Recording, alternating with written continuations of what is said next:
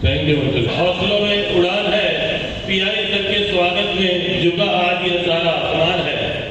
गणतंत्र के पर्व पर आपका आना सौभाग्य की बात है। आपके सानिध्य में हमारा गौरव आज महान है। वतन की हिफाजत इनका ईमान है, कर्तव्य ही जिनकी सच्ची पहचान है। ऐसे जाबाज अधिकारी का स्वागत है आज जिनके दम से सुरक्षित हमारा स्वाभिमान है। आपके आने से महफिल में नूर आ गया, आपके आने से महफिल में नूर आ गया, हर दिल में जोश और नया सुरूर आ गया। गर्व से ऊंचा हुआ है आज हमारा सीना, गर्व से ऊंचा हुआ है आज हमारा सीना। मंच पर जब खाकी का ये कोहिनूर आ गया, जो अमन और चैन का पहरेदार होता है, जो अमन और चैन का पहरेदार होता है, वही तो जनता का सच्चा मददगार होता है। स्वागत है आपका गणतंत्र के इस पावन मंच पर, जिनके कंधों पर सुरक्षा का सारा भार होता है, जिनके इरादे चट्टान है और जज्बा है हिमालय जैसा, जिनके इरादे चट्टान है और जज्बा है हिमालय जैसा, जिनका हर फैसला होता है न्याय और सच्चाई जैसा। ऐसे कर्मठ पुलिस अधिकारी का अभिनंदन है आज, जिनका जीवन एक खुली किताब और मिसाल जैसा। तो मैं डॉक्टर जाकिरा बिन सिद्दीकी साहिबा से इंतजार करूंगा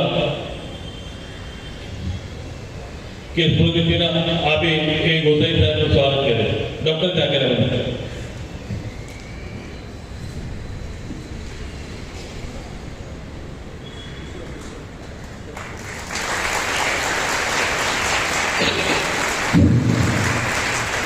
जोरदार तालियां, तालियों में बफीली ना करें। खूब आभार जाकिरा बिन, जोरदार, खूब सरल।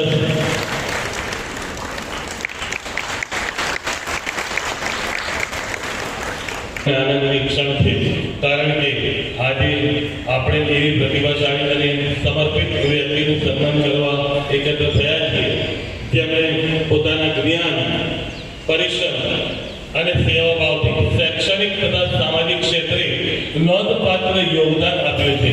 શ્રીમતી જાકીરા સિદ્દીકી, શ્રીમતી જાકીરા સિદ્દીકી માત્ર એક શિક્ષિકા કે વિદ્વાન જ નથી, પરંતુ તેઓ એક પ્રેરણા સ્ત્રોત છે।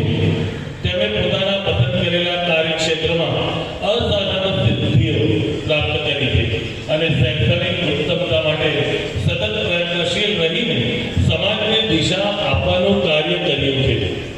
તેમની સેવાઓ માત્ર શૈક્ષણિક સીમાઓ સુધી સીમિત નથી, તેમણે વિવિધ સ્તરે મિત્રતા, સહકાર અને માનવીય મૂલ્યોને પ્રોત્સાહન આપીને વૈશ્વિક સહકારના સેતુ બાંધ્યા છે।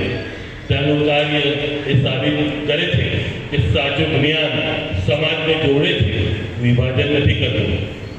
તેમણે મળેલા વિવિધ એવોર્ડ તેમની મહેનત, નિષ્ઠા અને સમાજ પ્રત્યેના અખૂટ સમર્પણની સ્વીકારોક્તિ એફડી એજ્યુકેશન સોસાયટી દ્વારા તેમનું સન્માન કરતા અમે ગૌરવ અનુભવીએ છીએ।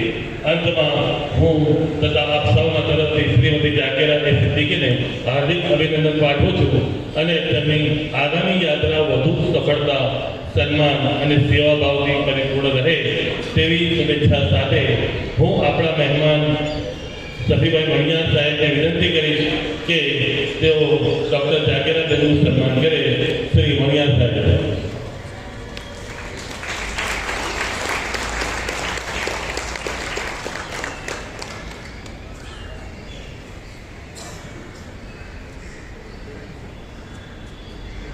તાળીઓનો ગડગડાટ ચાલુ હોય છે।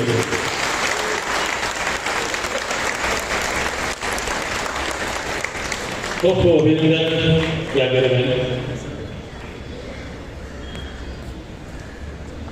એનો કાર્ય તે ગૌરવની વાત છે। આ વાતને લઈને એફડી એજ્યુકેશન સોસાયટીમાં ગૌરવ અનુભવે છે અને હવે હું ઓજિલિયા શેખ સાહેબને વિનંતી કરી કે તેઓ પ્રિન્સિપલ અનિતા સારું લાગીને તેનું સન્માન કરે। સ્ટેજ પર આવે.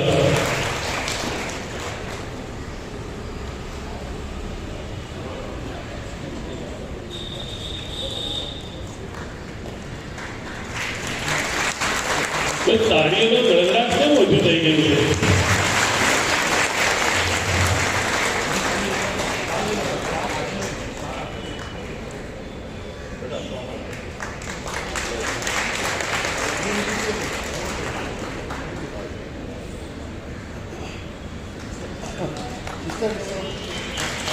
તાળીઓનો ગળગડાટ એકવાર જોરદાર તાળીઓ.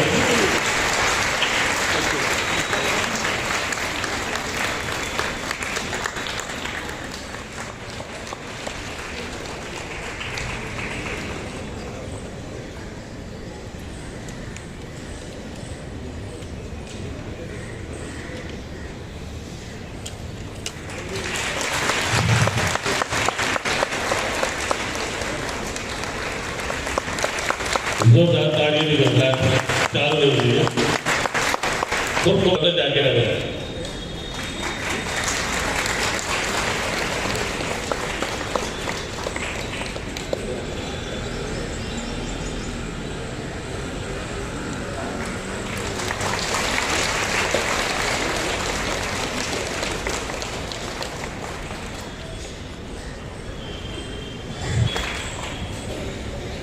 થેન્ક યુ, ખૂબ ખૂબ આભાર. સૌપ્રથમ તો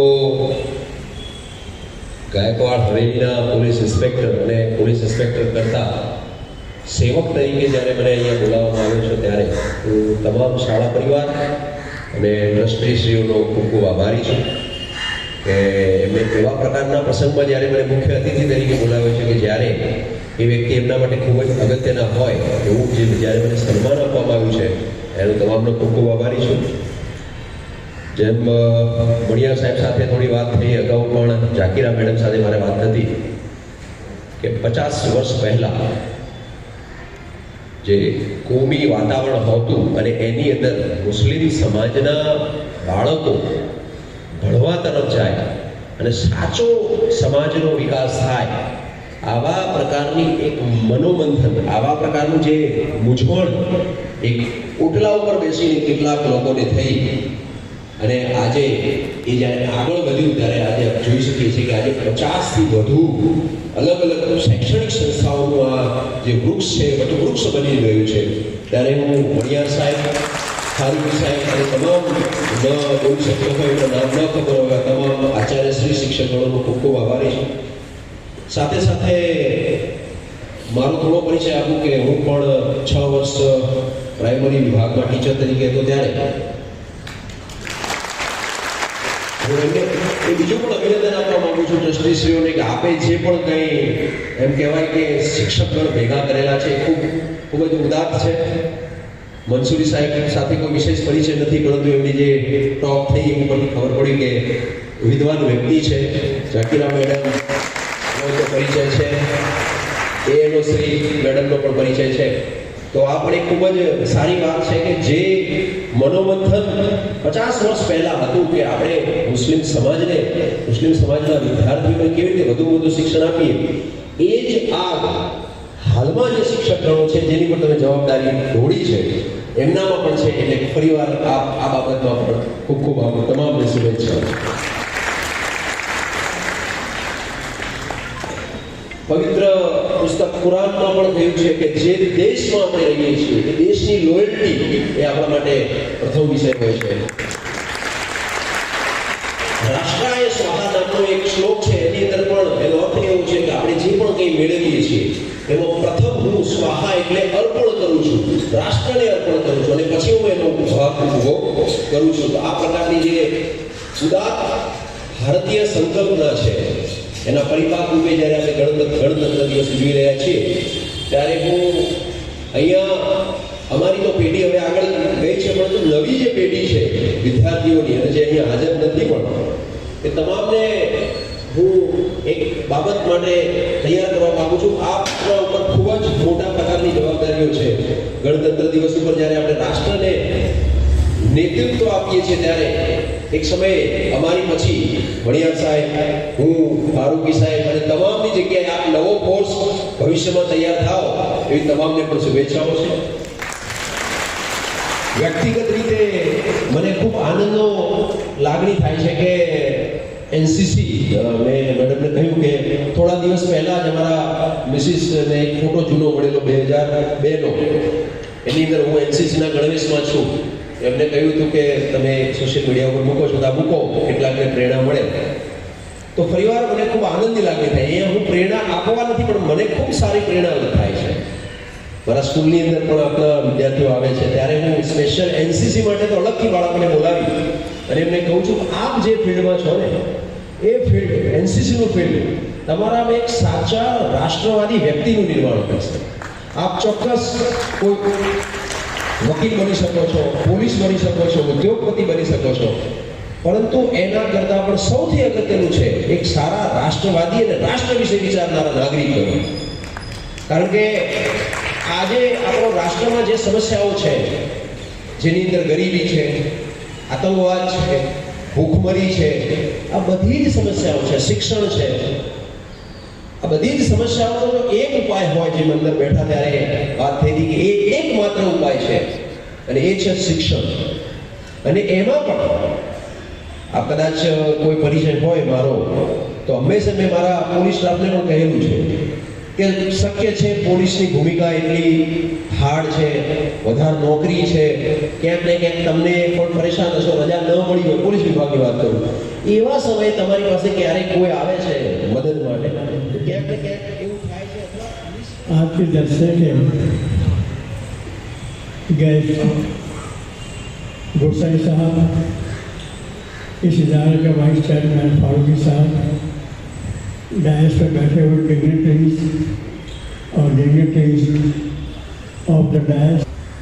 गोसाई साहब से ऑफिस में बात हमारी थोड़ी हुई. मैंने गोसाई साहब को एफडी कैसे हुई वो कुछ झाई दी और मीन टाइम में गवर्नमेंट का वक्त हो गया. लेकिन मैं इस वक्त बताना चाहूँगा क्योंकि अभी टोटल स्टाफ अपना 700 के ऊपर है. शायद एफडी की हिस्ट्री आप लोगों को पता होगी या नहीं होगी, लेकिन एक झाई आप लोगों को जानना बहुत ज़रूरी है. क्योंकि इस मौके पर जैसे गोसाई साहब ने तारीफ की कि मैं समझता था कि ये ऐसे बीच इलाके के अंदर स्कूल होगी तो कैसी होगी, कैसा क्या मैं जाता हूँ, कैसे जाऊँगा. लेकिन आने के बाद ना उनका पूरा रवैया चेंज हो गया. वो इतनी तारीफ कर रहे थे कि मुझे अंदाज़ा भी नहीं था कि इतना अच्छा कैंपस होगा. तो ये कैंपस बना कैसे बना? एक 5 दोस्तों ने महल्ले में बैठ के सोचा कि ये बच्चे पढ़ते नहीं हैं, अपने भी खाना खा के ओटे पे बैठ के गप्पे मारते और सो जाते हैं. और बच्चों का ड्रॉप आउट इतना था कि कोई 5 से छोड़ देता था, कोई 7 पढ़ के छोड़ देता था, और 10th में तो कोई जाता ही नहीं था. वहीं उसके पहले वो ड्रॉप हो जाता है. तो आज मैं मुबारकबाद देता हूँ 5 दोस्तों में और एक हमारे उसमें एक मेंबर हयात है. अल्लाह ताला उनको तंदुरुस्ती के साथ उम्र दराज करे और दुनिया की मोहताजगी से महफूज रखे. ऐसे हमारे अब्दुल रहीम भाई ने जो जद्दोजहद की और आज ये पूरा के पूरा एम्पायर खड़ा किया, तो मैं उसकी मुबारकबादी देता हूँ. ये जब उन लोगों ने सोचा कि स्कूल बना है तो स्कूल कैसे बनेगी, अपने पास तो कुछ सरमाया भी नहीं है, जगह भी नहीं है. तो एक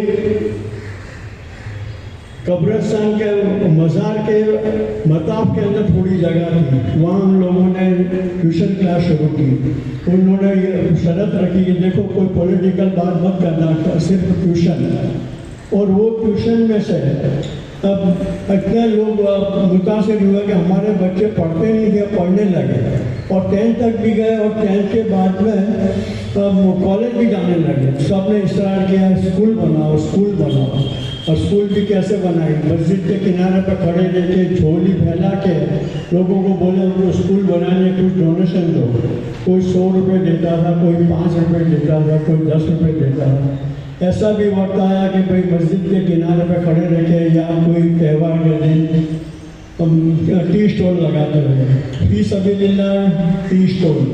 अगर अच्छी लगे चाय और हम लोगों को स्कूल बना नहीं तो उनको डोनेशन दो, तो कोई 100 रुपये देवे, कोई 50 रुपये दो। ऐसा करके आज माशाल्लाह 29 इंस्टीट्यूट है अपने एफडी की।